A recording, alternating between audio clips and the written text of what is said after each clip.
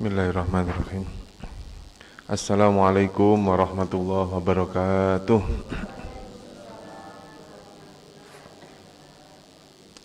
Mari bapak-bapak, ibu-ibu, ibu-ibu, jauh banget bu, sini depan bu.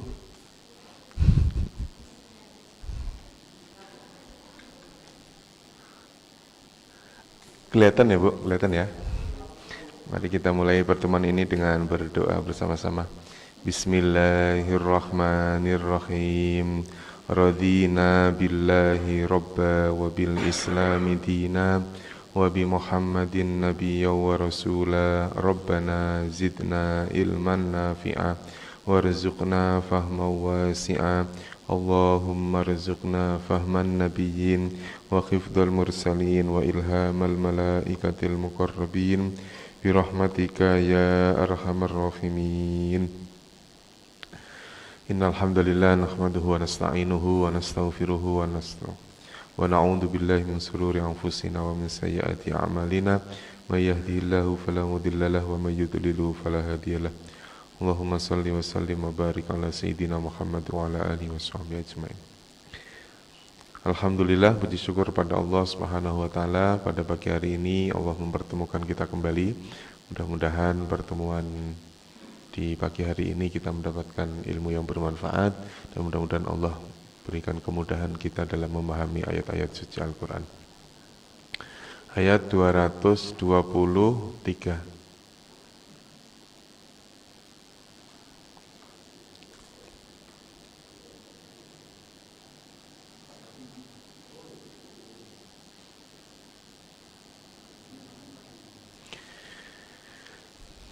Nisa'ukum harsul lakum. Benar ya Pak ya? Ini ya.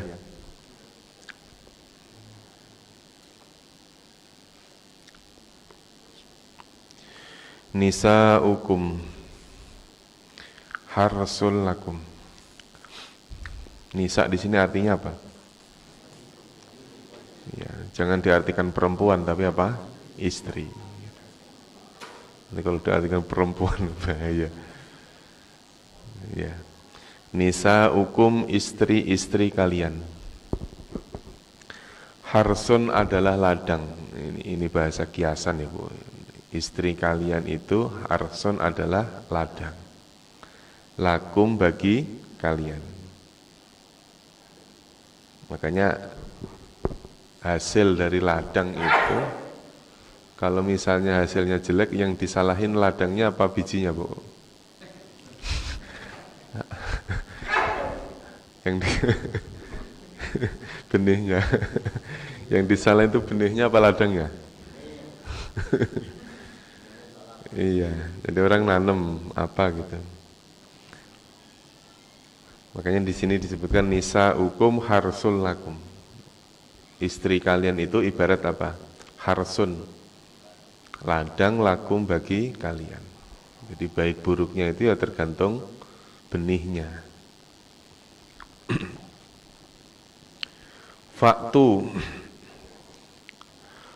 Faktu maka, yang berarti maka itu fanya itu maka di sini bisa diartikan lalu karena tidak ada kalimat jika gitu ya. Jadi fa itu ada dua, maknanya ada dua. Ada fa yang bermakna maka, jawaban dari kata apabila kalian lapar maka, gitu ya, itu ya. Ada juga fa yang berartikan maka tetapi bermakna seperti wa, seperti apa? Wa, dan dia atof. Istri-istri kalian adalah ladang lakum bagi kalian. Faktu, lalu atau maka, uktu, datangilah. Karena ada wawu alif, maka yang diperintahkan kalian. Ini wawu alif. Maka datangilah harsakum, ladang kalian. Datangilah ladang kalian. Anna syi'tum. Anna di mana saja. Anna apa? Di mana saja. Jadi nanti tulisan anna itu beda. Ada dua macam. Ada yang tulisan anna itu begini. Anna, nunnya alif. Pakai ada alifnya. Tapi alifnya alif yang lurus. Jadi kalau yang alif lurus begini, maka artinya sesungguhnya kami. Gitu ya. Kalau anna yang seperti ini, ya, ini nanti maknanya sama dengan haisu. Maknanya sama dengan haisu, di mana saja.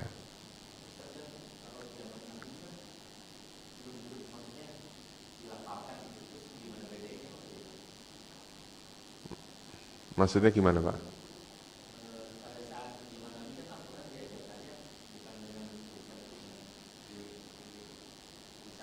Oh iya,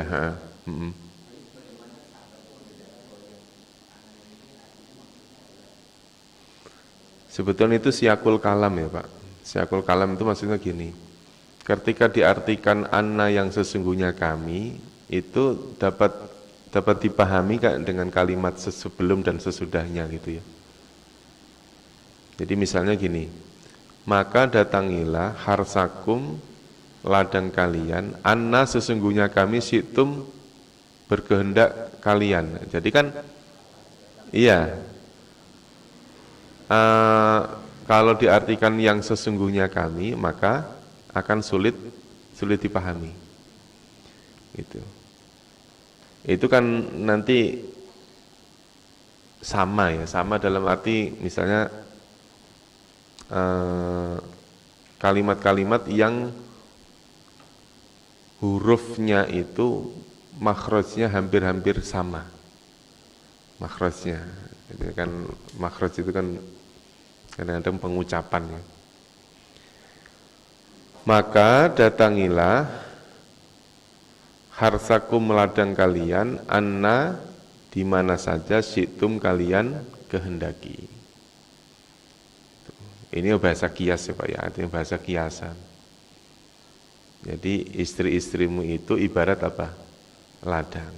Makanya kalimat harsun ini menyimpan kata ka atau seperti. Nisa ukum kaharsil lakum. Iya.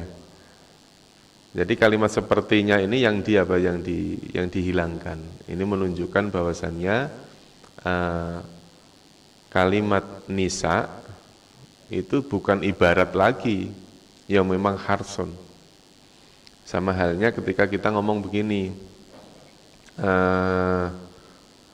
ya Rasulullah anta badrun anta syamsun. Misal atau dibalik, anta syamsun anta badrun. Ya Rasulullah, hai Rasulullah, anta syamsun, engkau matahari. Kalimat anta syamsun itu maknanya apa? Masa, hai Rasulullah, engkau ini adalah matahari. Maksudnya apa? Engkau seperti matahari. Jadi sebetulnya anta syamsun, engkau seperti matahari. Wa anta badrun, engkau seperti rembulan. Gitu ya. Gitu. Ya sama halnya kalau orang lagi seneng-senengnya, lagi jatuh cinta. Misalnya ada seorang suami lagi seneng-senengnya sama istrinya, mah, engkau cantik, ya, engkau adalah bidadariku. Misalnya, kalimat kayak gitu itu maksudnya apa Pak? Kan bukan bidadari yang sesungguhnya. Ya, makanya ini dalam hal bahasa di dalam apalagi Al-Qur'an ya, itu kan menyimpan makna-makna. Tidak hanya sekedar letterlek, gampangnya gitu. Faktu harsakum, maka datangilah ladangmu, ladang kalian, anna di mana saja, syi'tum kalian kehendaki. Ini Al-Quran itu mencarikan bahasa yang apa ya, yang sehalus mungkin, mengibaratkan apa, istri itu seperti ladang yang nantinya akan menumbuhkan benih-benih gitu ya, tanaman dan lain sebagainya. Waqaddimu waqaddimu dan qaddim itu artinya apa? Dahulu. Jadi qaddama yuqaddimu qaddim itu artinya dahulukanlah. Dahulukanlah ini maksudnya ya kerjakanlah. Waqaddimu dan dahulukanlah atau kerjakanlah. Li anfusikum karena atau untuk anfus diri-diri kalian. Kalimat ini sudah terpisah dari apa? Dari kalimat nisaukum harsun lakum. Itu terbukti ada tanda waqafnya di situ. Fa'tu harsakum anna syi'tum, terus kemudian berhenti wa qaddimu li anfusikum. Maksudnya apa nih, Pak? Dahulukanlah li anfusikum karena diri-diri kalian. Maksudnya apa? Kerjakanlah apa yang diwajibkan atau kerjakanlah apa yang diperintahkan li anfusikum ya pada diri-diri kalian. Wattaqu dan takwalah kalian Allah kepada Allah. Bertakwalah kalian kepada Allah. Wa'lamu dan ketahuilah oleh kalian annakum. Ini annakum. Ini nonnya tidak ada alifnya. Anna pendek gitu ya. Maka ini adalah taukid, menunjukkan makna sesungguhnya. Wa'lamu dan ketahuilah annakum sesungguhnya kalian mulaquhu. Mulaku berasal dari kata laku atau lakia. Apa artinya lakia? Bukan melaku ya ini. Mulaku bertemu. Lakia itu liqa itu bertemu. Ketahuilah sesungguhnya kalian mulaquhu, orang yang bertemu hu padanya. Nya apa? Kembalinya ke siapa? Ke Allah. Jadi wattaqullah, bertakwalah kamu kepada Allah. Wa'lamu dan ketahuilah annakum sesungguhnya kalian mulaquhu bertemu dengannya. Karena berawalanmu ya dia mengartikan orang. Sesungguhnya kalian adalah orang yang bertemu dengannya.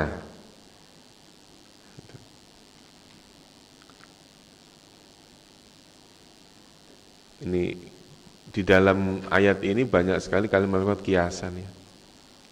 Misalnya bertemu dengan Allah. Bagaimana kita memahami kalimat bertemu dengan Allah? Oh, Pak. Mati. Ya, artinya gini. Kalimat bertemu ini jangan diartikan sama halnya saya ketemu dengan bapak-bapak, ibu-ibu begini. Begitu nanti saya pulang, saya sudah tidak ketemu lagi, itu jangan. Itu. Ya, misalnya kayak Allah turun. Itu turun itu ya jangan diartikan apa? Jangan artikan kemudian dari atas turun ke bawah, itu ya jangan. Jadi kalimat-kalimat yang seperti ini itu kalau dinisbatkan kepada Allah maka jangan diserupakan dengan makhluknya. Jadi sesungguhnya kalian bertemu dengannya itu maksudnya kalian akan menemui rahmatnya, menemui ampunannya, menemui keagungannya gitu. Jadi supaya tidak apa? Supaya kita tidak terjebak kepada pemahaman yang tasbih. Tasbih itu maksudnya pemahaman yang menyerupakan Allah dengan makhluk. Misalnya ada hadis yang pemahamannya itu ketika di malam hari di sepertiga malam Allah akan turun mencari orang-orang yang sedang sujud misalnya gitu, salat tahajud atau di malam. Itu turun itu yang dimaksud bukan Allahnya yang turun gitu, maksudnya gitu Pak. Bisa saja yang dimaksud adalah apanya yang turun, malaikatnya, rahmatnya, atau pertolongannya, ganjarannya, pahalanya turun. Gitu. Misalnya ini kaitannya tentang apa? Bertemu dengannya. Jangan sampai ntar pemahaman kita, orang yang sedang berada di dunia tidak bisa bertemu dengan Allah. Bisanya bertemu kapan? Nanti kalau di akhirat itu ya nanti ya akan sulit lagi untuk dijelaskan. Karena Allah tidak berbentuk apa? Tidak berbentuk benda. Ya, tidak berbentuk benda. Wabasyir, wabasyiri itu aslinya wabasyir. Berasal dari kalimat basyiron. Basyir artinya kabar gembira. Wabasyir dan kabarkanlah maksudnya kabar gembira ini al-mu'minina kepada orang-orang yang beriman. Kabarkanlah kabar gembira ini kepada orang-orang yang beriman. Saya ulangi, nisa'ukum, istri-istri kalian, harsul lakum adalah ladang bagi kalian, faktu maka datangilah harsakum ladang kalian, anna syi'tum di mana saja kalian kehendaki. Karena ini nanti ayat ini masih ada kaitannya tentang apa? Ayat sebelumnya yang kaitannya tentang al-mahid. Yas'alunaka anil mahid. Mereka bertanya kepadamu tentang haid.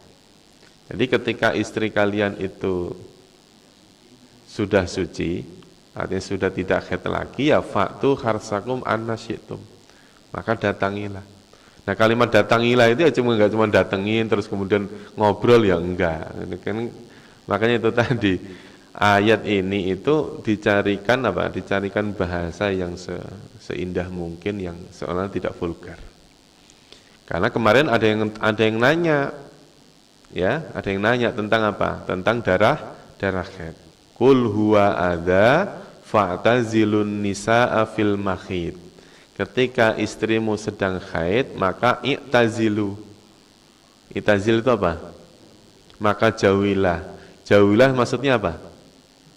Jangan digauli. Ya tidur tetap bareng itu maksudnya. Tapi jangan digauli. Makanya memahami ayat-ayat seperti ini itu ya jangan diartikan letterlek apa adanya. Oh, kata Al-Qur'an kalau orang wanita sedang haid suruh jauhin. Akhirnya terus begitu istrinya haid terus ditinggal, begadang mulu ya enggak. Maksudnya jangan digauli. Nah, maka terus kemudian istri itu diibaratkan seperti apa? Ladang. Makanya ladang kalau lagi subur-suburnya ya faktu harsakum anna syi'tum. Kalau lagi kering sirami kan gitu kan, disirami supaya subur.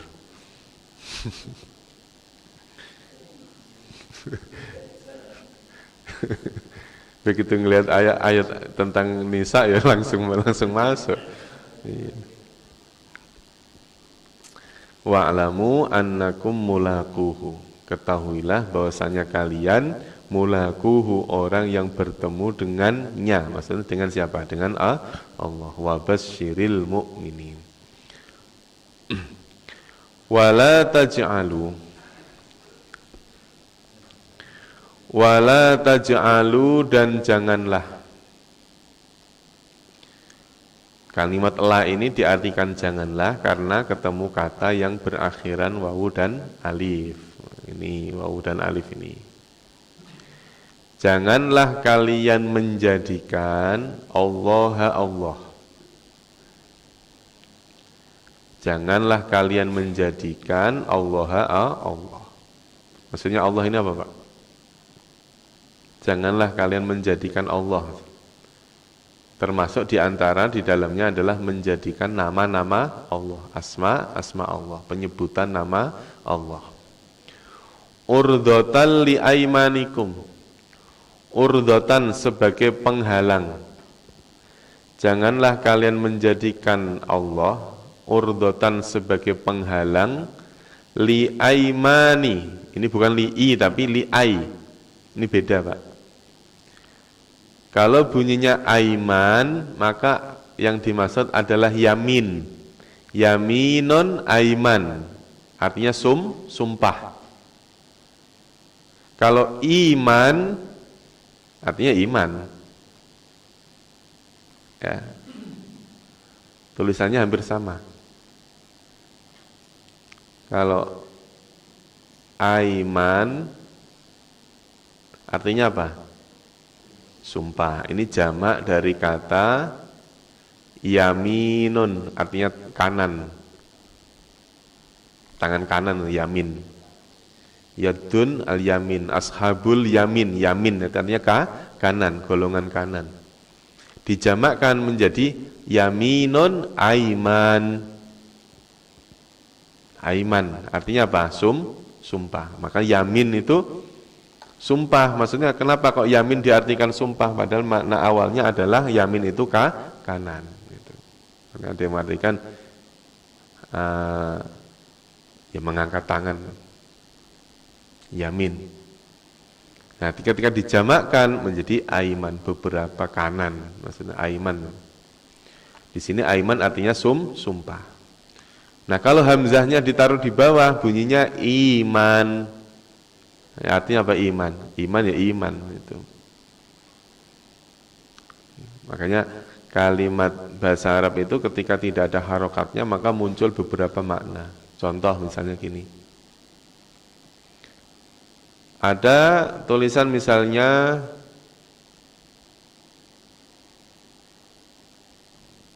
apa bacanya?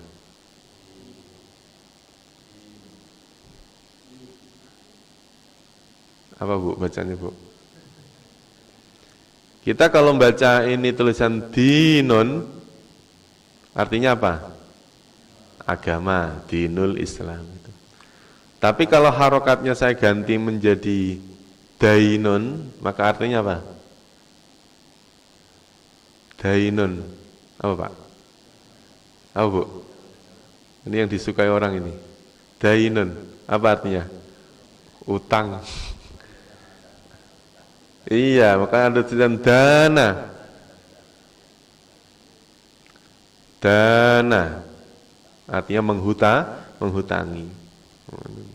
Dana tunai itu Pak, dana tunai. Bahasa Arab itu dana, menghutangi. Bukan apa namanya? Bukan agama, bukan.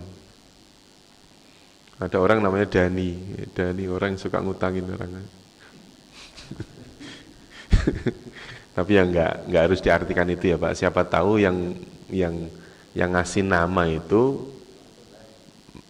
yang dimaksud Dani itu orang yang beragama. Dan Dani itu bisa bermakna orang yang menghutangi, orang yang beragama. Nah ini, janganlah kalian menjadikan nama Allah urdotan sebagai apa? Penghalang li aimanikum bagi sumpah-sumpah kalian. Antabarru, an bahwa tabarru berasal dari kalimat baroro. Barro artinya apa? Berbuat baik. Antabarru bahwa kalian berbuat kebaikan, watattaqu dan kalian bertakwa, watuslihu bainan nas dan kalian berbuat memperbaiki diri, bainan nasi di antara manusia. Wallahu sami'un alim. Wallahu dan Allah sami'un maha mendengar, alimun lagi maha mengetahui. Janganlah kalian menjadikan Allah sebagai penghalang bagi sumpah-sumpah kalian, antabarru wa tattaqu wa tuslihu, bahwa kalian akan berbuat baik, bertakwa dan memperbaiki diri bainan nasi di antara manusia. Kalimat memperbaiki diri itu biasa diartikan mendamaikan. wa tuslihu dan kalian mendamaikan bainan nasi di antara manusia. Wallahu sami'un alim. Allahu dan Allah sami'un maha mendengar, alimun maha mengetahui. Apa maksudnya nih Pak ayat ini? Jangan sampai kebaikan itu menghalangi kebaikan yang lain. Contoh, ini di luar ayat ini ya, contoh. Kita berbuat, misalnya ada orang berbuat ria, bagus enggak Bu? Enggak, ya. Namanya ria itu kan dia sekecil-kecilnya kemusyrikan itu kan ria. Terus kemudian ada orang menghindari ria, menghindari perbuatan ria. Dengan cara apa? Dengan cara tidak berbuat baik. Itu Pak. Orang ditanya, Pak, kenapa enggak ke masjid? Wah, saya takut dilihat orang. Saya takut dilihat orang, ntar malah dikira orang paling soleh lagi. Gitu. Pak, Bapak kok enggak nyumbang kenapa? Oh, saya takut ria. Takut rianya bagus. Tapi kalau itu menghalang-halangi kita untuk berbuat baik, ya akhirnya menjadi tidak bagus, tidak baik. Gitu. Ya, jadi kenapa enggak sedekah? Oh, no. Nanti kalau dilihat orang dosa lagi kayak gitu-gitu Pak. Jadi mau berbuat baik tapi terhalang oleh kebaikan yang lain sehingga justru malah dia tidak berbuat baik. Ada seorang pemimpin, Pak, kenapa kok misalnya Bapak ini orang hebat, nggak punya salah, nggak pernah korupsi, nggak pernah apa-apa, hebat. Telah ditelusuri, kenapa? Karena dia tidak berbuat apa-apa, nggak pernah korupsi, karena memang dia tidak pernah berbuat apa-apa, gitu.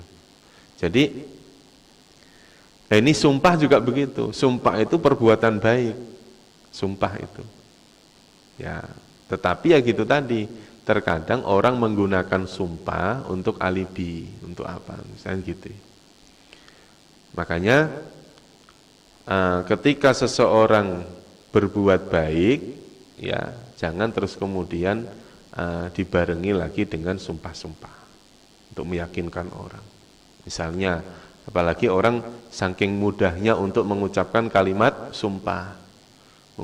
Lisan itu sangat mudah untuk mengucapkan kalimat sumpah. Dikit-dikit sumpah, dikit-dikit sumpah. Jangan. Nah, yang dimaksud kalimat sumpah itu sumpah yang menggunakan nama Allah. Itu baru masuk dalam kategori aiman tadi, yamin. Maka nanti ada kafaratul yamin. Ada kafarat, denda, bagi orang yang melanggar sumpah, memerdekakan budak, berpuasa, terus kemudian apa lagi?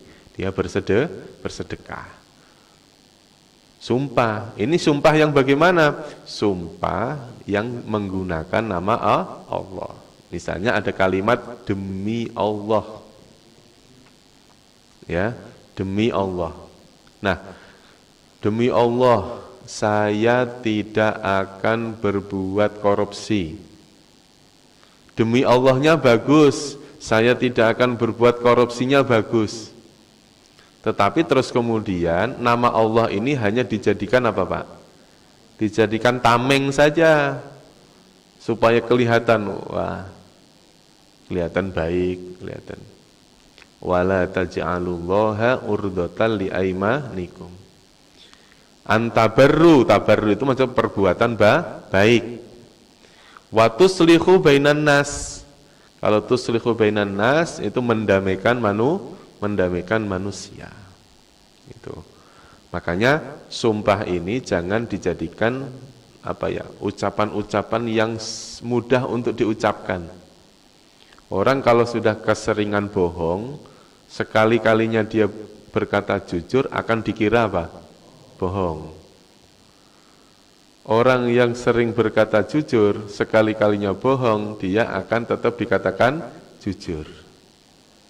Orang yang terus-menerus sering mengucapkan kalimat sumpah, Sekali-kalinya dia sumpah, maka sumpahnya nggak dianggap seperti ngomong biasa aja. Makanya terkadang kalimat wallah itu kalau dalam bahasa Arab itu sering diucapkan oleh orang. Padahal dia nggak sumpah nggak apa. Wallah itu kalimat wallah itu sering diucapkan. Nah kalau dalam ilmu fikih kalimat yang dianggap sebagai sumpah itu kalimat yang seperti ini misalnya ya. Ada kalimat sumpah itu kosam itu kan ada 3. Huruf kosam loh Pak. Kosam sumpah. Huruf kosam itu yang pertama ada bi. Ya, bi. Misalnya billahi. Bi. Kemudian ta.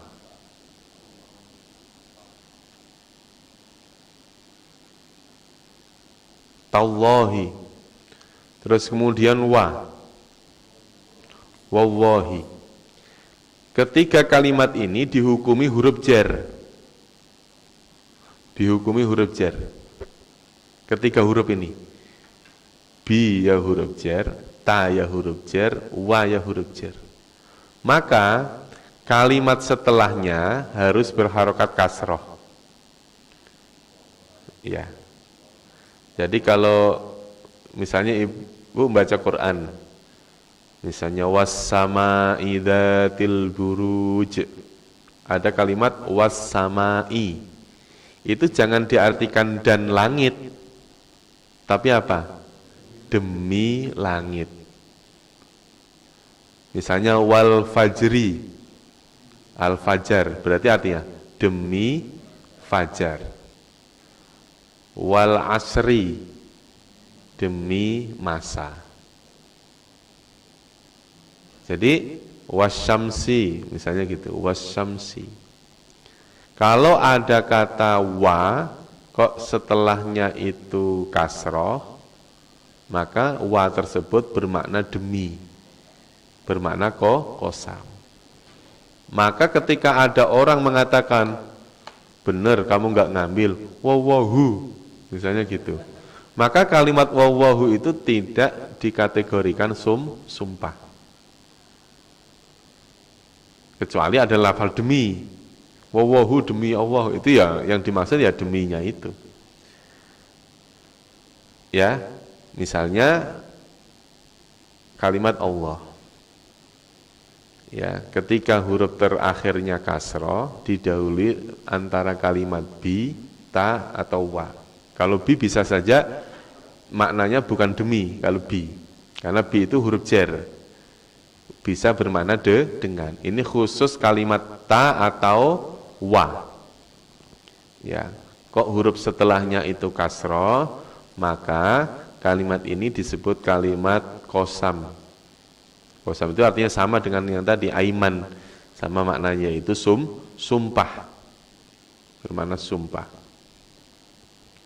Nah, sumpah dengan menggunakan nama Allah ini sumpah tertinggi. Sudah nggak ada lain, nggak ada lagi, Pak. Tapi orang terkadang dengan mudahnya menggunakan kata sumpah demi Allah untuk menutupi keburukannya. Maka terkadang orang sudah nggak percaya lagi, nggak percaya. Dia mengucapkan demi Allah itu nggak percaya. Padahal kalau dalam hukum ya, misalnya ada orang sudah berani mengucapkan lafal demi Allah, maka selesai urusan. Karena itu sudah apa? Sudah urusan dia dengan Allah. Tetapi terkadang kalimat-kalimat ini itu digunakan untuk menutupi keburukannya. Misalnya orang berbuat fitnah, santet. Nah, gimana cara untuk menunjukkan, membuktikan kalau orang ini tidak, misalnya ada orang memfitnah Pak Rahmat nyantet si A ya. Oh enggak. Nah ketika ngomong enggak ini loh, cara membuktikan gimana Pak? Satu-satunya cara adalah dengan nama Allah. Kalau mubahalah itu kan bersumpah, bersiap untuk diazab. Itu Rasulullah pernah. Itu di Ali Imran itu ada, ayat 60 itu ada, mubahalah. Mubahalah itu hanya boleh untuk kaitannya urusan-urusan agama. Mubahalah itu tidak boleh untuk saksi, nggak boleh. Misalnya Bapak dituduh misalnya jadi saksi, atau dituduh apa pokoknya. Saya siap ini bermubahalah, nggak bisa. Karena mubahalah itu hanya untuk apa? Ketika Rasulullah saat itu ya, ketika Rasulullah mendakwai orang-orang Yahudi Nasrani, orang-orang Yahudi Nasrani justru malah mengejek Rasul. Akhirnya ya Rasulullah ingin menunjukkan bahwa ajaran yang dibawa oleh beliau ini ajaran yang benar.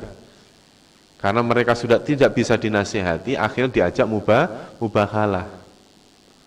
Ya, mubahalah. Mubahalah itu bersumpah siap untuk diadab. Siapa yang salah siap untuk diadab. Nah, dikiaskan dari kalimat mubahalah itu, akhirnya di Indonesia itu enggak mubahalah. Sumpah pocong. Dia sumpah demi Allah. Orang yang paling ditakuti itu apa? Mati misalnya. Akhirnya orang itu dia apa, Pak? Dipocong. Ini akhirnya ya, wah, dalam zaman Rasul enggak ada. Pocong-pocong itu enggak ada, sumpah pocong enggak ada. Ya memang enggak ada, kejadiannya enggak ada. Nah sekarang kalau misalnya di Jawa Timur apa di mana, orang main santet, gimana caranya untuk membuktikan santet itu? Ketika nama Allah sudah tidak apa Pak? Menurut mereka sudah dianggap biasa, gitu. Nggak ada takut-takutnya itu. Orang anak-anak kita aja ditakut-takutin neraka aja sekarang udah nggak takut Pak. Kalau kita zaman kecil dulu, bahasa Jawanya nggak ilok, itu aja udah takut banget. Kalau sekarang ditakut-takutin malah masuk neraka, nggak takut anak-anak itu. Siksa kubur malah buat ketawa-ketawaan, buat tontonan malah. Iya kan? Kalimat tobat buat konten. Kan sudah akhirnya kalimat-kalimat yang seharusnya sakral ini sudah tidak sakral lagi. Orang jadi nggak takut Pak. Kita ditakut-takutin masuk neraka, nggak takut. Gitu. Ya, kadang-kadang itulah. Ya, akhirnya terus apa muncul? Gimana caranya? Udah orang yang paling ditakuti apa? Mati. Pocong aja udah suruh sumpah. Gitu. Padahal yang sakral itu kalimat Allahnya itu, kalimat demi Allahnya itu. Gitu. Makanya dulu ada istilah mubahalah. Orang disuruh bersumpah demi Allah nggak takut. Sekarang yang paling ditakuti apa? Disiksa, sambar petir atau ambil siksa lah pokoknya. Musibah, takut ya. Gitu. Kalau sekarang suruh sumpah, ayo kamu korupsi. Sekarang suruh kamu harus bersumpah demi Allah, harus bersumpah nggak akan korupsi lagi. Siap dia Pak, seneng dia suruh bersumpah.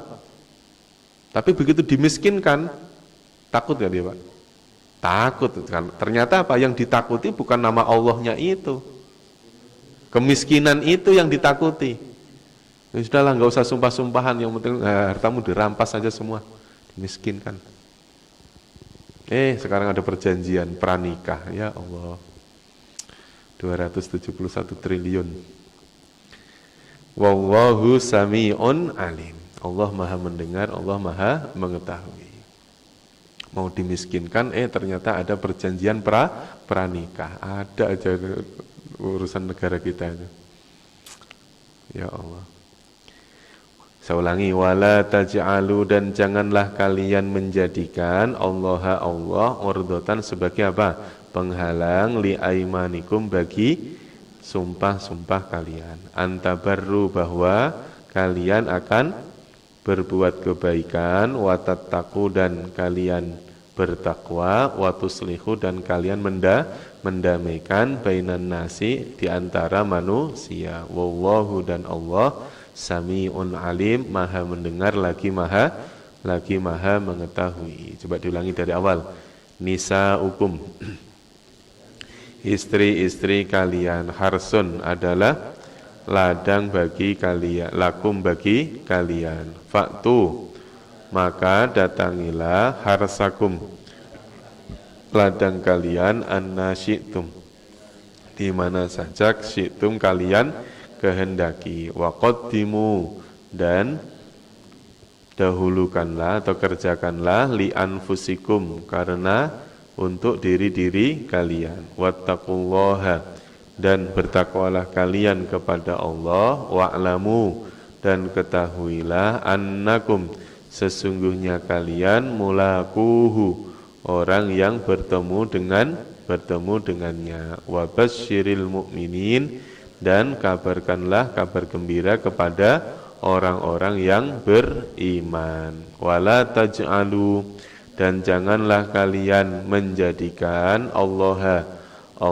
urdatan sebagai penghalang li aimanikum bagi sumpah-sumpah kalian. Antabarru bahwa kalian akan berbuat baik, watattaku dan akan bertakwa, watuslihu dan akan mendamaikan bainan nasi di antara manusia. Wallahu dan Allah sami'un alim, maha mendengar lagi maha mengetahui. Saya tambahin ya biar 15.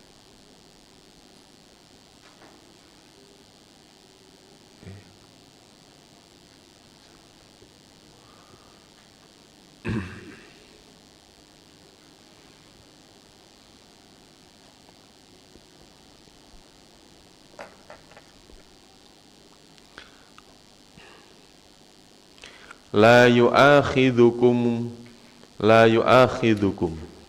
saya lanjutkan.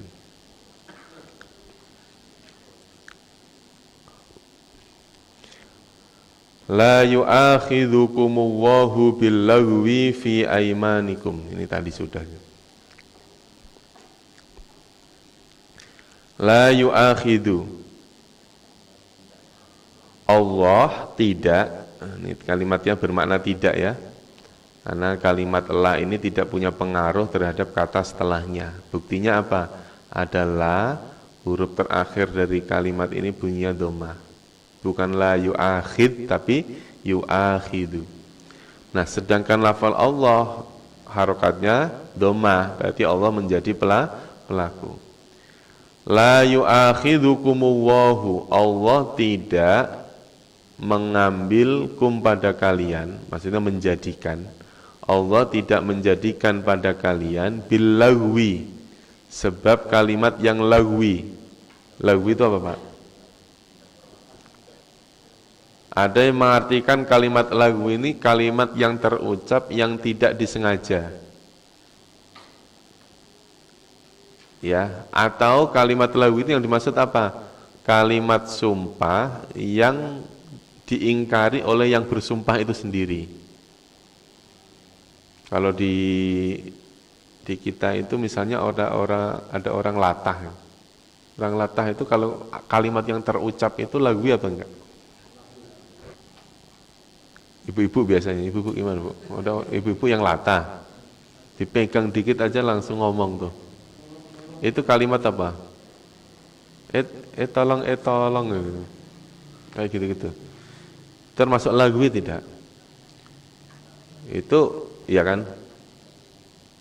Itu ada yang mengartikan itu termasuk lagwun. Atau kalimat-kalimat yang sudah menjadi terbiasa yang saya bilang tadi. Orang mengucapkan wallah, tetapi apa? Kalimat itu tidak dimaksudkan untuk bersumpah. Atau kalimat-kalimat yang orang sedang dipaksa, misalnya. Dipaksa. Orang terpaksa. Misalnya dipaksa untuk misalnya mau dibunuh misalnya. Akhirnya dia bersumpah. Nah, ada yang seperti itu, memaknai kalimat lagwun, kalimat-kalimat yang tidak disengaja. Allah tidak menjadikan pada kalian bilagwi, sebab lagwun kalimat yang sia-sia, fi aimanikum pada sumpah-sumpah kalian. Pada sumpah-sumpah kalian. Ini nanti ayat ini yang terkait tentang apa Pak? Tentang kalimat sumpah itu dianggap sah atau tidak. Karena apa? Ini nanti terkait dengan kafaratul yamin. Orang ini melanggar sumpah atau tidak. Gitu. Ya. Misalnya ada ucapannya anak kecil. Kamu ngambil duit enggak? Enggak Pak, demi Allah. Anak kelas 3 SD sudah bisa mengucapkan kalimat demi Allah. Ini termasuk laguan. Kenapa? Anak itu tidak tahu. Pertama, memang anak itu belum mukallaf, belum belum terkena hukum, ya. Yang kedua, dia tidak tahu kalau kalimat demi Allah itu sudah termasuk kalimat yamin. Itu. Atau ucapannya orang gila. Bukan orang yang tahu-tahu jadi gila loh Pak, ketangkep baru terus jadi gila, enggak. Orang yang gila asli, gila beneran. Gitu. Jangan orang ketangkep KPK terus kemudian tahu-tahu jadi gila. Fi aiman, yamin lagwi fi aimanikum. Ucapan-ucapan yang tidak sengaja itu tidak dianggap sumpah oleh Allah. Walakin dan akan tetapi yu'akhidhu dia menjadikan kalian, maksudnya menganggap sumpah kalian itu bima kasabat qulubukum, sebab apa-apa yang kasabat ia kerjakan oleh apa? Qulubukum, hati kalian. Yang dianggap sebagai sumpah itu adalah kalimat yang disepakati oleh hati. Berarti kalimat yang memang benar-benar diucapkan untuk bersumpah. Ini. Soalnya kalimat sumpah ini nanti ada terkait tentang sumpah, misalnya zihar. Ada sumpah li'an. Pernah dengar ya? Sumpah dihar. Dihar apa dihar? Ya, mendihar istri. Ada seorang suami mendihar istrinya. Dihar itu dohrun. Awal mulanya bermakna punggung. Apa maksudnya? Menyamakan anggota tubuh istrinya dengan ibunya, dengan mahramnya. Bukan hanya dengan ibunya, dengan mahramnya, orang yang dilarang dinikah.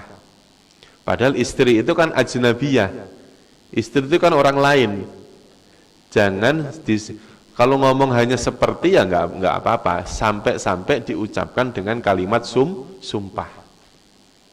Ini kan ada orang bersumpah, saya enggak mau menggaulimu karena kamu seperti ibu saya. Karena hidungmu seperti hidungnya ibu saya. Karena pipimu seperti pipinya ibu saya tidak mau menggaulimu. Demi Allah. Misalnya ada suami ngomong begitu, maka ini termasuk zihar. Sama halnya seorang laki-laki menceraikan siapa? Menceraikan istri. Atau ada sumpah namanya sumpah li'an. Sumpah li'an. Sumpah li'an itu seorang suami yang berjanji, bersumpah tidak akan menggauli istrinya. Padahal kan istrinya boleh digauli kan Pak. Tapi dia bersumpah untuk kepada dirinya. Oh kamu ini dibilang ini, saya bersumpah tidak akan menggaulimu. Demi Allah, misalnya gitu. Itu namanya li'an.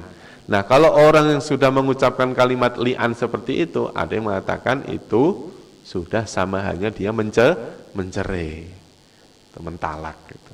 Karena ini nanti kaitannya tentang hukum talak.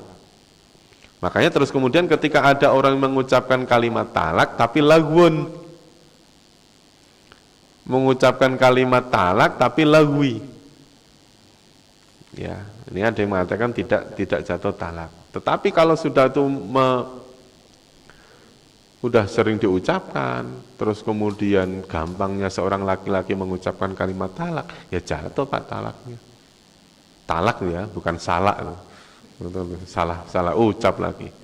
Nah, kemarin itu iya, ada orang baru nikah. Setelah akad nikah itu kan biasanya ngucapin apa tuh Pak?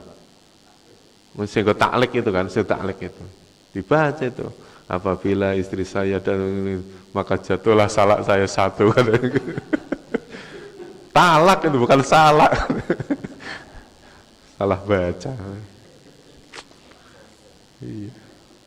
Salaknya siapa yang jatuh? Iya. Iya. Nah, sehingga taklek itu tidak harus dibaca ya, Bu. Ntar kalau punya misalnya mau mantu atau apa misalnya, kok dia tidak mau baca sehingga taklek, nggak apa-apa, nggak harus itu. Ya. Karena apa? Ya sudah mengucapkan saya terima nikahnya itu ya sudah termasuk janjian, perjanjian. Nggak apa-apa. Misalnya tidak membaca nggak apa-apa, itu nggak termasuk rukun nikah. Wah, nyesel. Wah kalau tahu gitu saya nggak usah baca. Jangan ditajwid itu nikah, jangan diulangi nikahnya, jangan, nggak usah. Itu kan kaitannya tentang pengadilan. Walaki yu'akhidhukum bima kasabat qulubukum. Tetapi Allah atau Dia menjadikan kalian, ya sumpah-sumpah kalian itu bima kasabat qulubukum. Sebab apa-apa yang hati kalian kerjakan. Artinya apa? Ucapan sumpah, ucapan talak, ucapan janji. Itu maksudnya apa? Yang benar-benar sadar diucapkan. Makanya pentingnya orang punya ilmu. Wallahu ghafurun halim. Saya ulangi.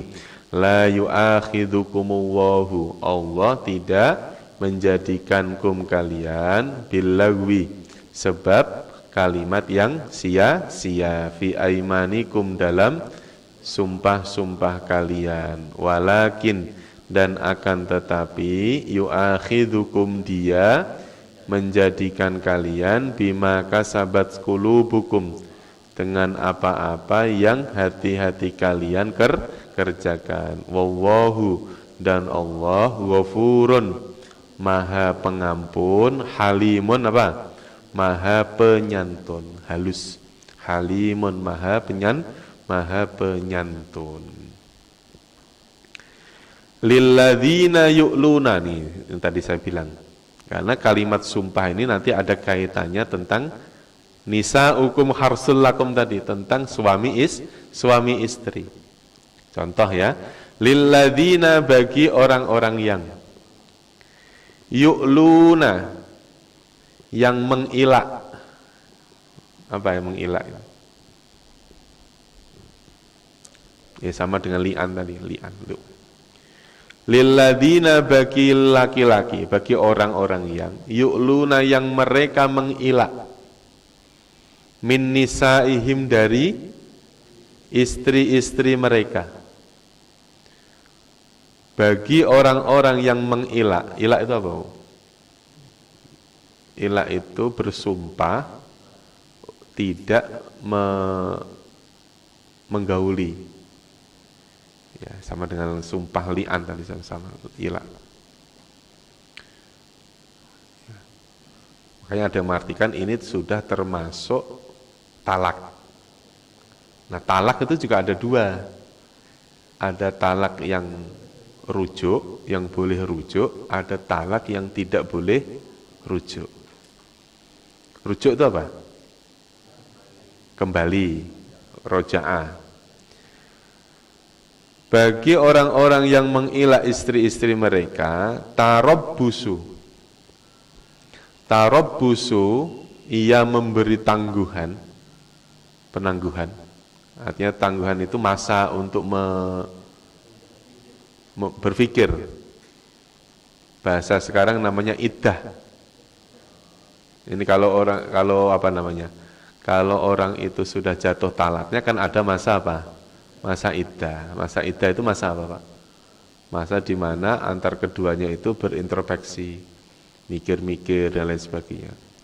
Berapa? Arba'ati ashhurin.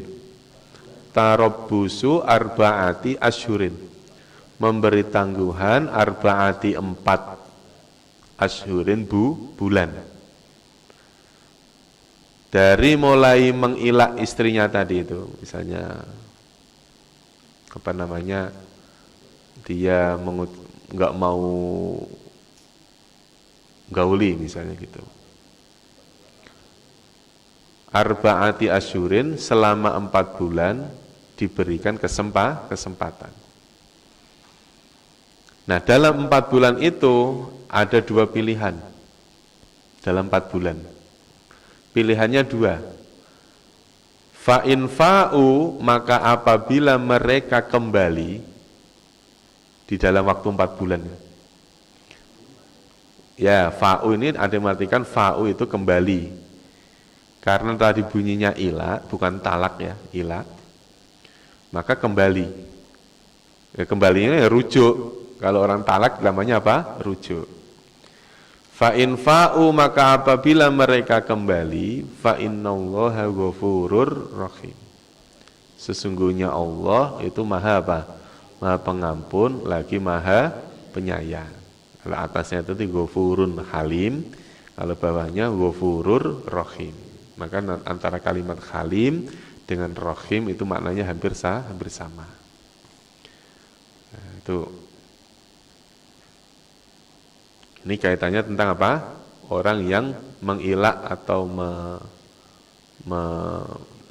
mentalak dengan bahasa yang tidak sharih. Kan ada orang yang mentalak istrinya itu dengan kata-kata yang jelas. Kamu saya talak, misalnya gitu. Atau dengan bahasa Indonesia, kamu saya cerai. Ada juga orang yang mentalak dengan bahasa yang tidak jelas maknanya. Kamu ini dibilangin nggak bisa, sono pulang aja sama ke orang tuamu sono. Akhirnya dia pulang beneran. Nah, kalimat pulang sono itu maknanya talak apa tidak? Itu harus diperjelas. Gitu. Termasuk yang tadi menyamakan anggota tubuh dengan anggota tubuh mahramnya. Atau tidak mengucapkan kalimat talak tapi tidak mau menggauli, bersumpah tidak akan menggauli. Atau juga udah nggak digauli, nggak dikasih nafkah, nggak diapa-apain, ditinggal gitu aja. Misalnya ada orang ini dinikah, setelah dinikah nggak diapa-apain, Pak. Digauli juga enggak diapa-apain, dikasih nafkah juga enggak, dikasih duit juga enggak diapa-apain. Ya, ditinggal gitu aja. Akhirnya si istrinya tadi menghadap ke pengadilan. Maka itu sudah termasuk talak walaupun suaminya tidak mengucapkan kalimat talak. Iya. Atau yaitu tadi misalnya kalimat talaknya tidak diucapkan, tetapi istrinya menggugat. Ya, istrinya menggugat.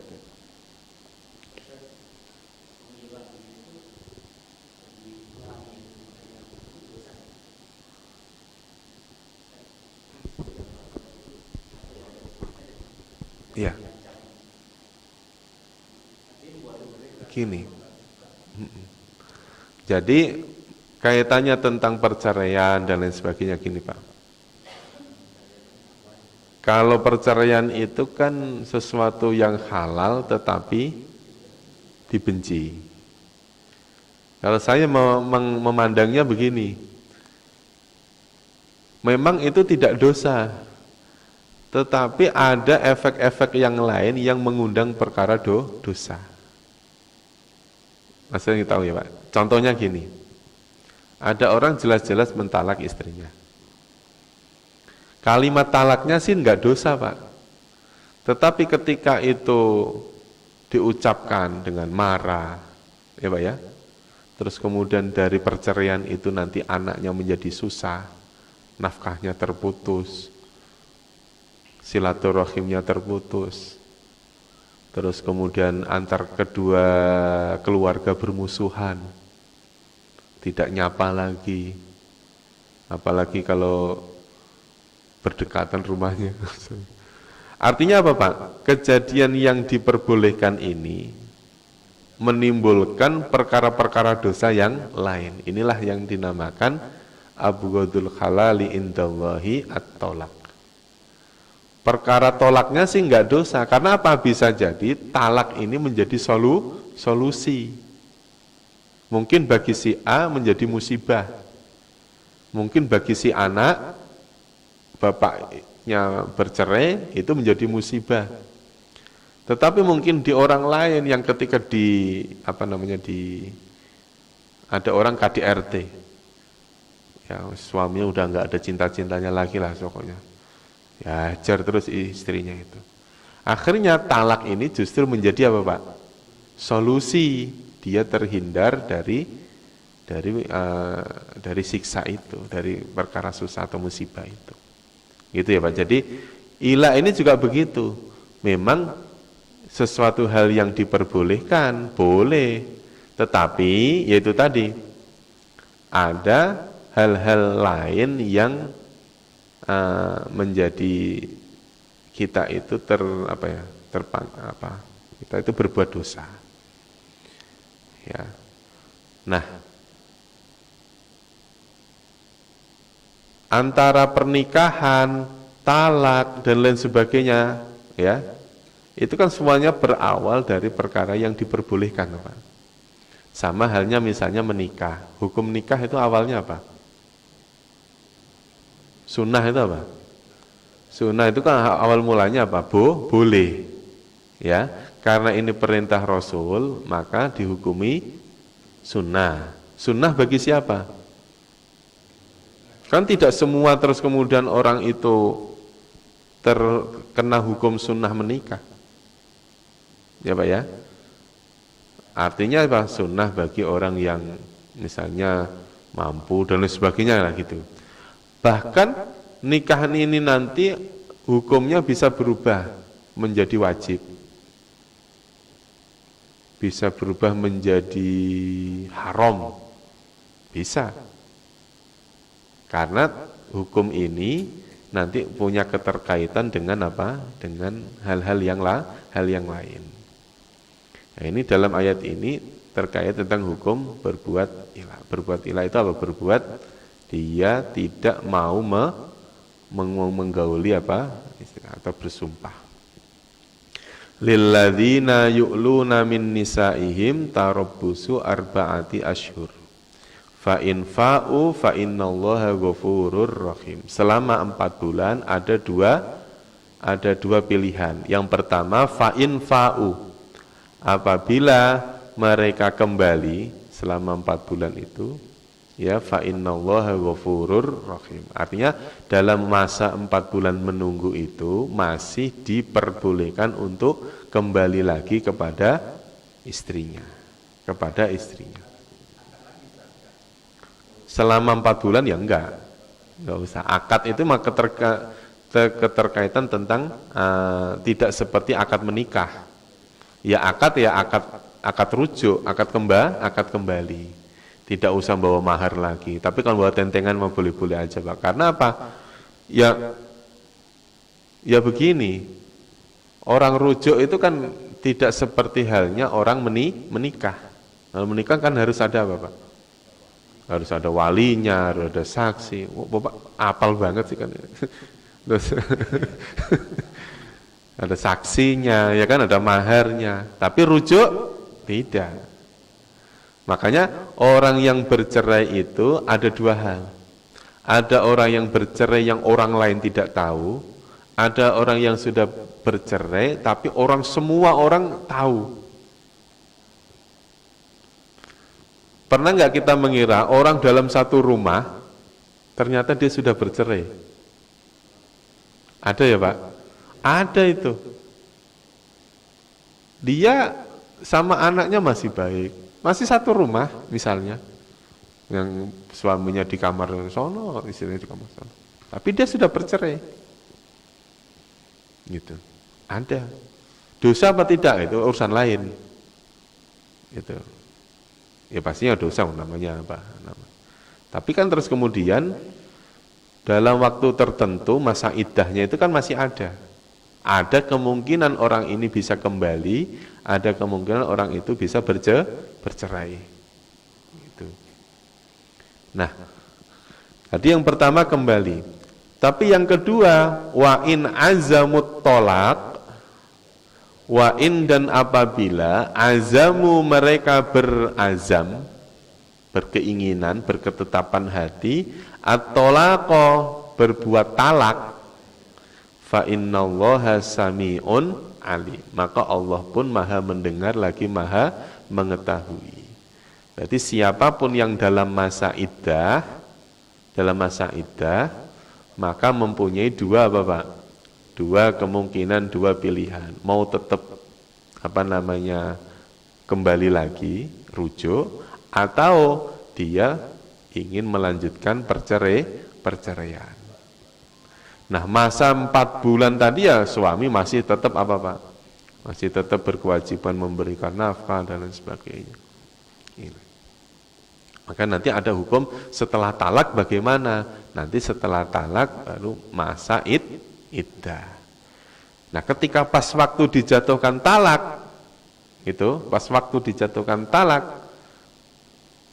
si wanita ini atau istrinya ini sedang apa? Kalau dia sedang hamil, maka masa iddahnya sampai melahirkan. Ketika pas dijatuhkan talak itu sedang haid, maka sampai masa 3 kali masa suci, 3 kali masa haid. 3 kali haid atau 3 kali suci. Ketika dia ditinggal mati 4 bulan 10 hari. Jadi kalau ada istri ditinggal mati suaminya, maka perhitungannya bukan dengan haid lagi, tapi perhitungan tanggal. Itu kan langsung ditandain Pak. Kan langsung ditandain itu. Ada pengantin baru, suaminya meninggal Pak. Pengantin baru kan masih muda. Oh, langsung ditandain sama tetangganya. Kan bukan masalah haid lagi nih, karena dia ditinggal mati. Tandain itu. Bisa ajarin.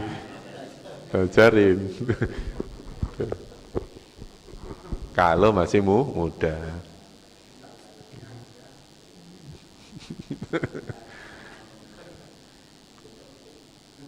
Ya. Wa in azamu, dan apabila mereka berazam berniat ya, at-talaqa untuk menjatuhkan apa? Talak. Fa innallaha sami'un alim, maka sesungguhnya Allah maha mendengar lagi maha mengetahui. Makanya nih orang mengucapkan kalimat talak itu sababnya macam-macam. Gitu ya Pak, sababnya macam-macam. Gitu. Maka yang berdosa tadi ya sababnya itu. Sababnya apa dia mentalak. Kalau tidak ada masalah, tidak ada apa-apa, tahu-tahu dia berbuat talak, akhirnya dengan kalimat talak yang diperbolehkan itu semua orang yang ada di sekitarnya jadi susah. Gitu. Ada seorang istri yang dia itu menggugat apa? Menggugat perceraian.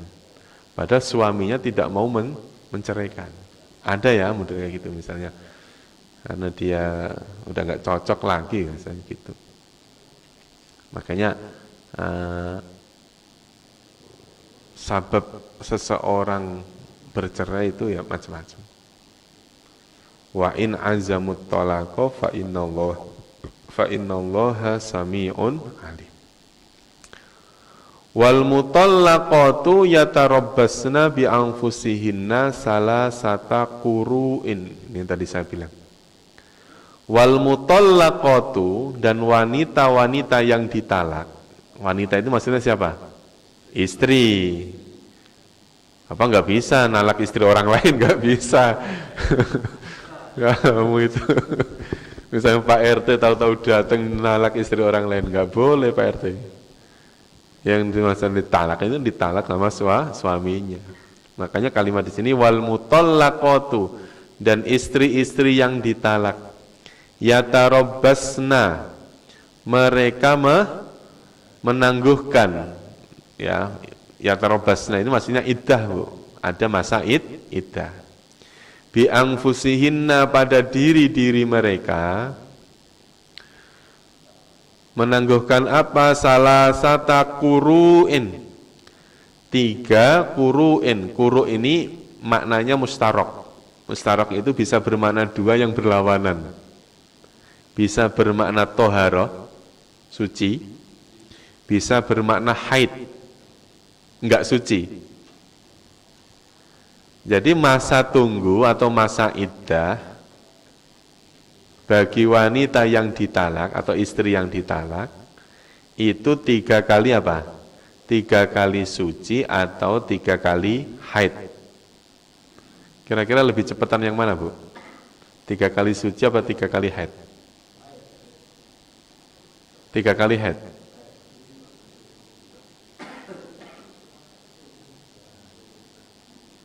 Ya, maksudnya ini kalimat salah satakuru apa ya? Menurut Imam Syafi'i ini dia bisa bermakna suci, bisa bermakna haid.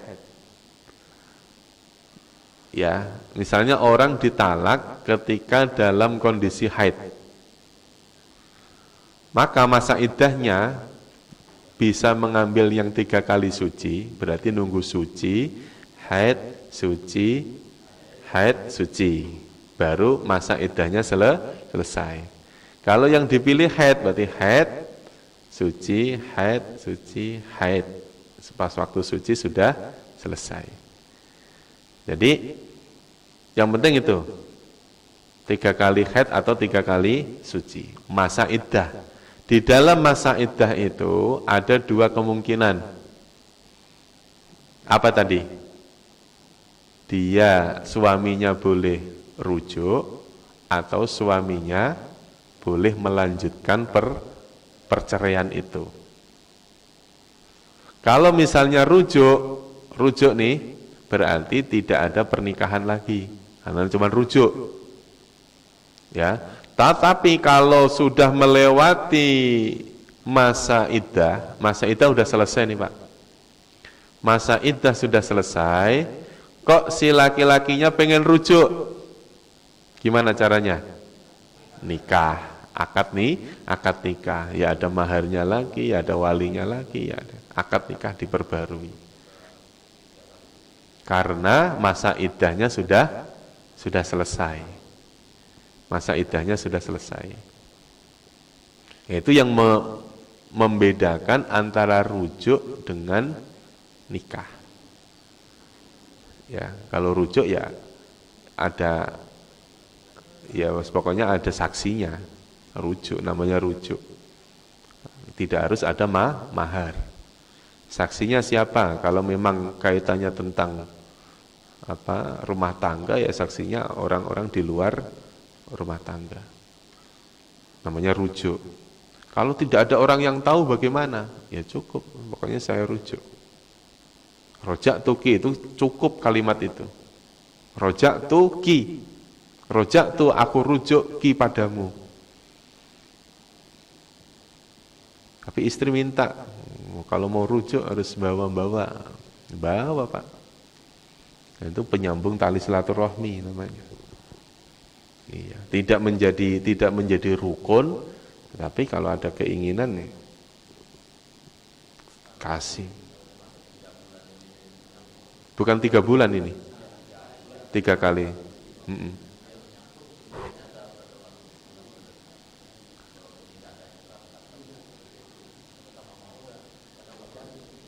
Ya, maka gini, orang yang sedang sedang masa iddah itu kan ada hal-hal yang tidak diperbolehkan. Di antaranya adalah bercampur. Kan nggak boleh, Pak. Supaya boleh bagaimana? Akad dulu. Ini yang membolehkan ini adalah akadnya. Yaitu akad apa? Akad kembali rujuk. Maka akad kembali rujuk itu tidak susah seperti orang nikah. Gitu. Tidak terus kemudian belum rujuk, belum apa main hajar itu enggak bisa begitu. Harus ada kalimat apa? Yang membuktikan bahwa kamu sudah rujuk atau tidak. Ini yang nanti yang membolehkan orang itu, istrimu itu boleh digauli atau tidak. Rujuk. Sama halnya dengan orang menikah. Kalau sudah ngomong sah ya berarti sudah boleh digauli. Maka ketika saksi tidak berani atau tidak ngomong, oh belum sah, enggak sah itu, maka akad nikah harus diulang. Makanya masih ingat nggak Pak dulu pas waktu nikah, saksinya ngomong sah apa tidak? Pak Rahmat, gimana Pak?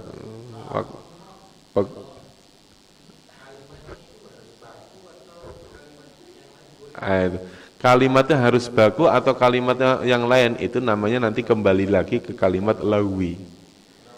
Ya, artinya bagaimana kalimat itu bisa dipahami atau tidak. Ya, ya maksudnya gini Pak. Iya, saya pengen rujuk. Oh ya Pak, rujuk. Rujuk. Jadi itu Pak. Rujuk itu gampang. Yang susah itu kan menata hatinya. Enggak egois dan segala macam, itu yang susah. Memaafkan suami, memaafkan istri, meminta maaf kepada istri itu kan berat banget ya Pak ya. Laki-laki minta maaf ke istrinya, berat nggak Pak? Berat Pak. Ya Bu ya. Pernah dengar nggak Bu? Suaminya ngomong minta maaf kecuali hari Lebaran. Kecuali hari Lebaran. Hari Lebaran itu kan bahasa basi Pak, maafkan lahir batin itu kan bahasa basi. Ya karena memang ucapannya itu kan, itu. Coba hari biasa coba ngomong minta maaf aja ke istrinya, berat itu Pak. Sorry ya gitu. Ya, jadi kalimat rujuknya sih mudah, tetapi menata hati untuk minta maaf, memaafkan itu yang berat Pak. Gitu.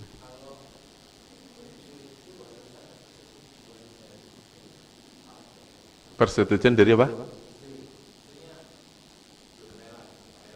Ya berarti rujuknya nggak sah. Kalau namanya rujuk itu kan, iya harus kedua belah pihak. Rujuk. Kan qabil tuh, kan bahasanya kan kalau misalnya akad itu seperti orang angkah tuh wazwaz tuh bimah tuh batakam misalnya qabil tuh. Kalimat qabil itu kan saling apa? Saling menerima. Rujuk juga sama. Merujuk itu seperti nikah kok. Itu. Nah, rujuk itu adanya di waktu masa iddah. Rujuk adanya di masa iddah. Di luar masa iddah sudah nggak boleh rujuk lagi, Pak.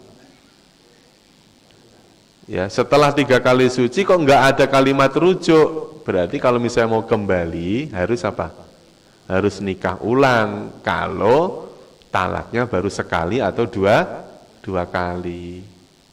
Kalau talaknya sudah bain, sudah talak yang ketiga, maka dia harus bagaimana? Dia harus menikah dengan orang lain. Itu prosesnya panjang loh Pak. Prosesnya panjang itu.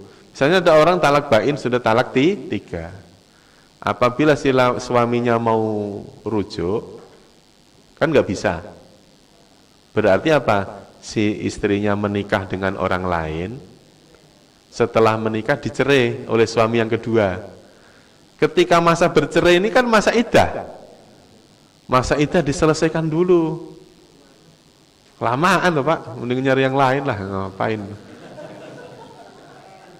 Ya kan, masa iddahnya diselesaikan dulu. Setelah masa iddah, ternyata sebelum masa iddah, suami yang kedua rujuk. Lebih lama lagi. Ya. Daripada nunggu yang gak jelas, mendingan yang jelas-jelas aja lah. Masa iddah selesai, tidak ada kata rujuk, berarti apa? Berarti sudah bercerai. Maka tadi saya ngelirik ini paham. Gitu.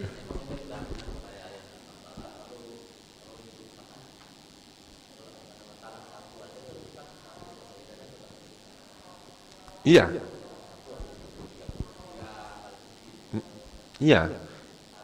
Habis.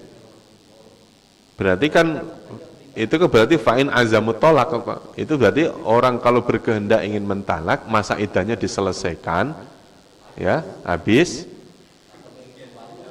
nikah.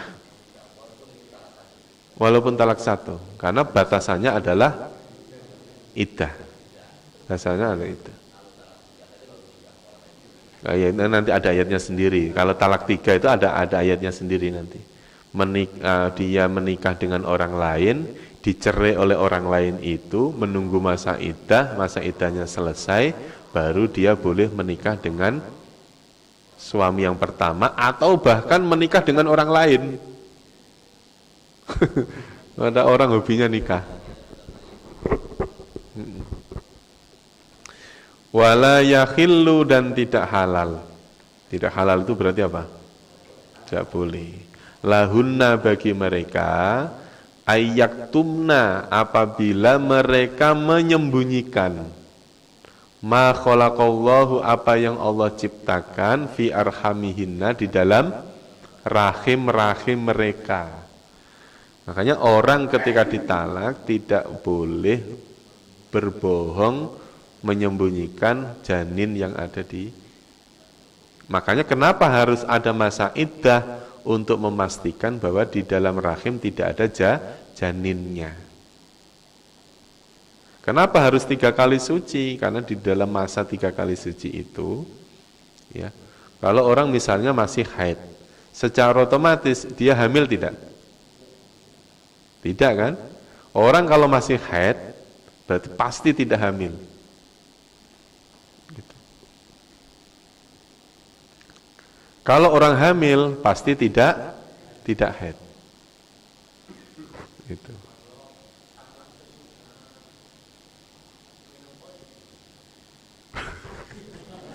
Masih kepikiran.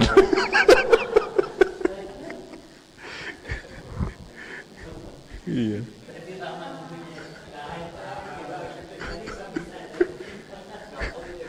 Ya Allah, tega. Tega bener, udah monopos ditalak, Bu. Ya Allah, tega bener. Ini orang-orang yang monopos ada nyari pasangan ini. Itu nanti disamain ya Pak, artinya disamakan dengan kondisi. Karena saya belum ketemu hukumnya itu.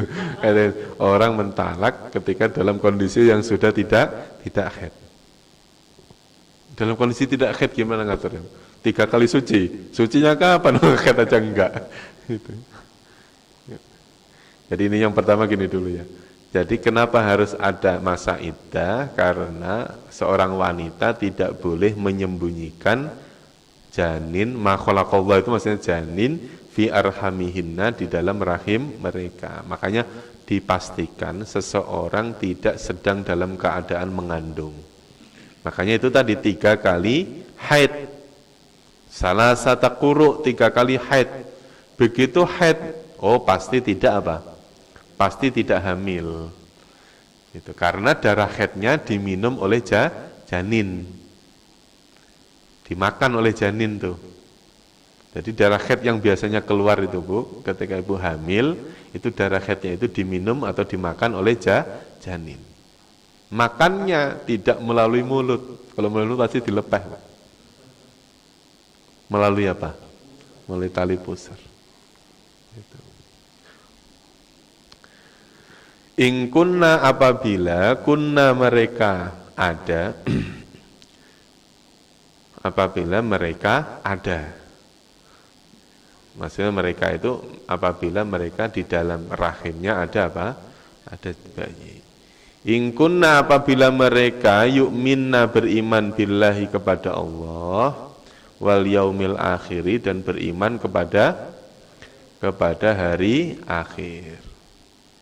Ini masih panjang ya. Wa bu'ulatuhunna, dan bu'ulah itu suami ya. Wa bu'ulatuhunna, dan suami mereka, ahakku itu lebih berhak, biraddihinna, dengan kembali pada mereka. Maksudnya apa? Suami lebih berhak dalam hal menjatuhkan talak atau rujuk. Berarti yang mengucapkan rujuk siapa?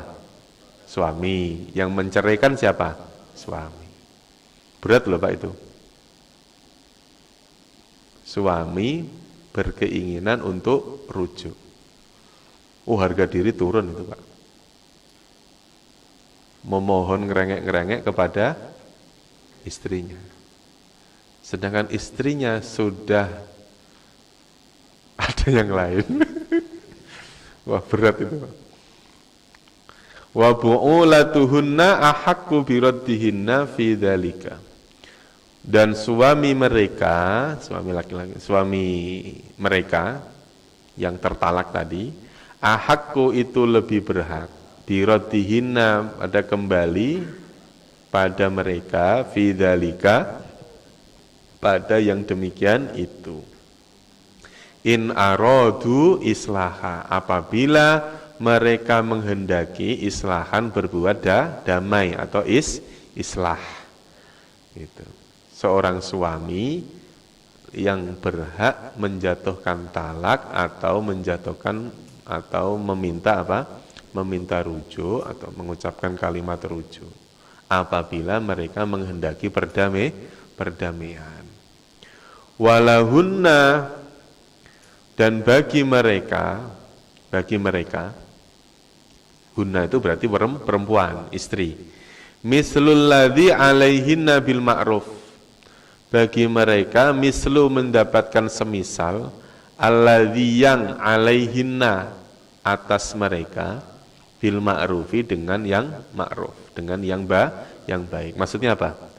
Bagi wanita tetap mendapatkan kewajiban yang diberikan bu'ulah itu suami kepada mereka bil ma'rufi dengan cara yang baik. Berarti apa? Seseorang wanita yang dalam kondisi iddah, mereka masih tetap mendapatkan nafkah dari suami. Jadi seorang suami juga begitu, kalau sudah menceraikan istrinya, selama masa iddahnya masih tetap berkewajiban memberikan nafkah. Kalau sama anak bagaimana? Anak mau cerai mau enggak, tetap anak tetap wajib dinafkahi. Makanya saya ada anak murid saya di sekolah itu.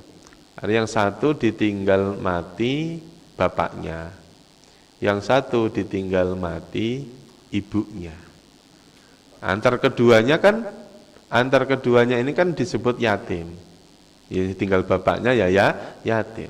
Nah, permasalahannya ini yang ditinggal ibunya. Dibilang yatim, ternyata bapaknya masih ada. Setelah ditelusuri justru malah lebih susahan yang ditinggal mati ibunya. Gila Bang.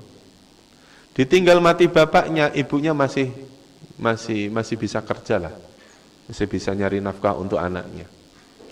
Begitu ditinggal mati ibunya, bapaknya kawin lagi.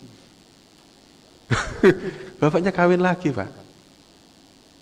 Begitu kawin lagi ketemu wanita yang tidak baik, kurang baik lah misalnya gitu. Akhirnya apa? Jadi ibu tiri loh, Pak. Anaknya akhirnya apa? Enggak dapat nafkah dari bapaknya karena sudah diambil sama ibu tirinya. Enggak dapat dari ibunya kan, ibunya sudah meninggal. Lebih susah. Akhirnya kadang-kadang ngomong ke saya, Pak, Bapak mau beli TV saya enggak? Nah, emang kenapa? Duit saya yang dikasih sama Bapak diambil semuanya sama ibu. Ngenes Pak, kalau udah begitu tuh, TV udah mau dijual. Ada, kemarin terakhir nawarin ke saya, Bapak mau beli antena enggak? Saya pikir antena saya buat apa, TV aja enggak punya. Gitu. Karena kayak gitu tuh Pak. Kadang-kadang kita ngomong, kita kekeh, wah namanya anak yatim yuk ditinggal mati bapaknya, ternyata tinggal mati ibunya lebih susah. Walir rijali alaihinna darajah, bagi laki-laki alaihinna atas wanita darajatun darajah, artinya ada tingkatan. Yaitu tadi lebih berhak orang yang lebih berhak untuk menjatuhkan talak, orang yang lebih berhak untuk mengucapkan kalimat rujuk, dan masih tetap berkewajiban memberi apa? Memberi nafkah. Walir rijali alaihinna darujah. Wallahu azizun hakim. Wallahu dan Allah azizun maha aziz, maha perkasa, hakimun lagi maha bijak, lagi maha bijaksana. Cukup ya? Wallahu a'lam bishawab. Nanti untuk penjelasan tentang nahwu sorobnya nanti. Kadang-kadang ayat-ayat kayak gini nih lagi bahas itunya aja udah lama. Ya. Nanti untuk penjelasan tentang isim fi'il hurufnya nanti. Ya. Ya. Untuk jawaban yang tadi yang monopos nanti saya carikan jawabannya dulu, Pak. Saya malah nggak kepikiran itu. Ada orang nalak. Ya. Wallahu a'lam bishawab. Kita tutup dengan doa kafaratul majlis. Subhanakallahumma wa bihamdika asyhadu an la ilaha illa anta astaghfiruka wa atubu ilaik. Terima kasih. Wal afu minkum. Assalamualaikum warahmatullahi wabarakatuh.